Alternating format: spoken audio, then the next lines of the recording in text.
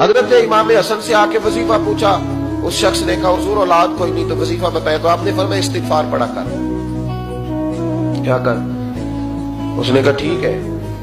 تو حضور پھر میں دوبارہ کب آؤں؟ تو امام حسن کہنے لگے بے اولاد ہے نا تو، استغفار کا وظیفہ بتایا نا؟ کہا ہاں۔ فرمانے لگے اب اس وقت آنا جب اللہ تجھے 10 بیٹے عطا کرے گا۔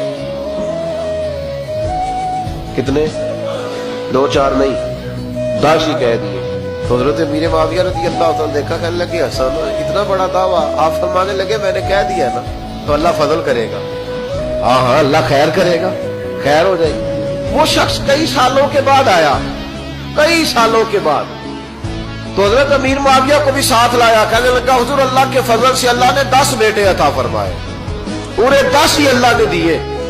تو حضرت امیر معاویہ کہنے لگے جناب بات تو آپ کی سچی ہو گئی، پر مجھے بھی بتائیے وظیفہ کہاں سے لیا؟ فرمانے لگے قرآن پاک سے، سورہ نوح کی 10 11 12 آیت پڑھو۔ اللہ فرماتے ہیں تم استغفار پڑھو، میں تمہاری بیٹوں سے بھی مدد کروں گا، مالوں سے بھی مدد کروں گا۔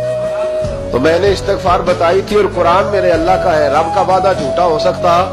فرمایا 10 بیٹے ملنے تھے، میں نے کہہ جو دیا تھا۔ اور میرے بھائیوں یاد رکھیں، استغفار اللہ کی رحمت نازل کرتا ہے۔